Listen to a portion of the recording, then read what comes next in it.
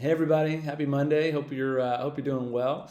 It's a sunny Monday, so that feels good. It was great to be with you yesterday, talking about Mark 7 and the good news, and we talked about Jesus transgressing traditions, and the conversation kind of revolving around food, but it's really not about food as it often does in the Gospel of Mark.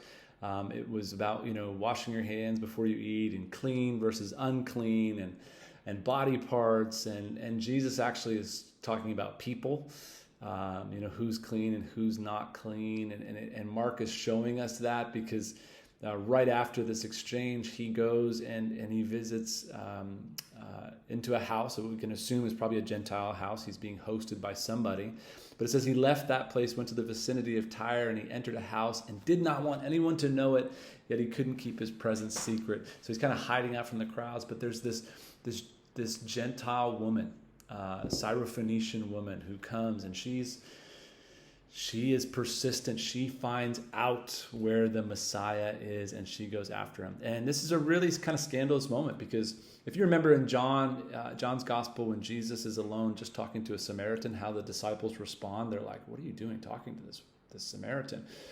Here's Jesus alone in a room with a Gentile woman, and she's not supposed to be there. He's not supposed to be giving her audience in this way, and she's touching his feet, and this all has to do with clean and unclean, and who gets to be at the table. And they have this really interesting exchange about table and about food, and she says, "Heal my daughter. Will you heal my daughter?" And he says, "First, let the children eat all they want," meaning let the Jewish nation, let the Jewish people eat all they want, the nation of Israel.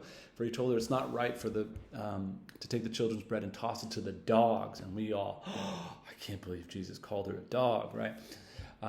But how does she respond? She says, "Lord, Lord, Lord." You hear it? She gets it. "Lord, even the dogs under the table eat the children's breadcrumbs." So she's tenacious. She's humble. She is able to engage discourse with Jesus, and she recognizes who he is, Lord. So Mark is putting Jesus in hiding because he's not recognized by the insiders, but who finds him? The outsiders find out who he is first. And here's this Gentile woman saying, "Lord, I know who you are, and maybe there's not a seat at the table for me yet," because Jesus doesn't say no, he just says first, right?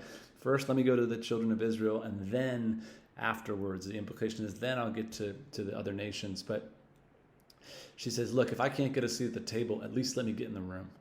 And that just amazes Jesus, and he grants her request. All this falls in between two experiences that Mark gives us, that Josh talked about a few weeks ago: the feeding of the 5,000 and the feeding of the 8,000. And again, if you remember Mark 6, what happens? Jesus is preaching in his own hometown. They're amazed, but it quickly turns into cynicism and criticism of him. And they're like, "Isn't this Mary's son?" Right? In Mark 7, we see people amazed. They're Gentiles. They're amazed. And it doesn't turn into cynicism or criticism. It turns into they want more. And now he's feeding them as well. But in Mark 6, he feeds the 5,000. They pick up 12 baskets of the 12 baskets, or the 12 nations of Israel that are provided for by God. In Mark 8, what happens?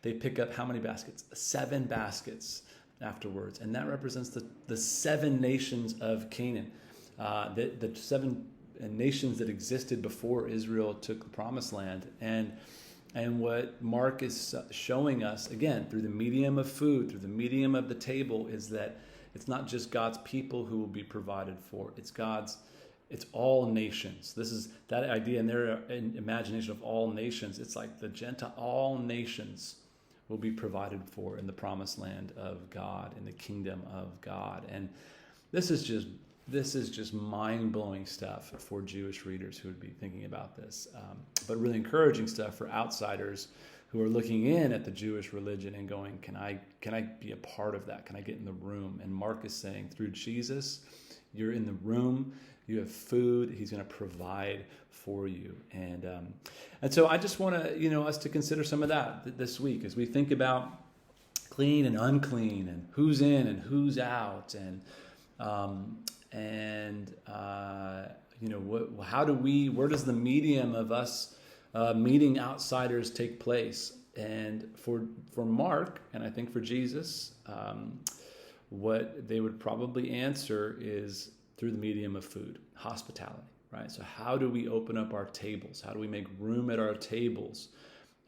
Make room at the table of the Lord, even at our church service? How do we make room in our homes? How do we make room through our small groups and through our community to host others and maybe to learn something about Jesus from them, because they may be seeing Jesus in a way that we're not right now, but to open up our tables so that God can provide for all nations the kingdom. So hope that sits with you and helps you just consider and appreciate even what Mark's doing, right? Mark 7 is a turning point. In his gospel, he has several turning points. We're going to look at the next one next week. In 2 weeks, we'll look at the next kind of big turning point for Mark's gospel as he heads towards the cross. But this is a big one. This is the insider to outsider turning point, and clean and unclean and all of that. And how do we demolish traditions that keep us from really embracing the hospitality of God for all people? Love you. Hope that gets you some more study going this week, and look forward to talking more. Oh, we're starting our series this Wednesday night on how to study the Bible with people, and it's going to be a great summer of midweeks together. It's family midweek, so please bring your kids, bring everybody. And then the last thing I want to just put out there again is that this Sunday, right after church, we're having our seasoned members meeting, which is just this first in several conversations that we're going to have with members who have been in the church here in Pioneer Valley for 20 years or more, or are 50 years or older. And we're really looking forward to that as well. There'll be light refreshments for that time. So love you. Can't wait to see all of you this week. Talk to you soon.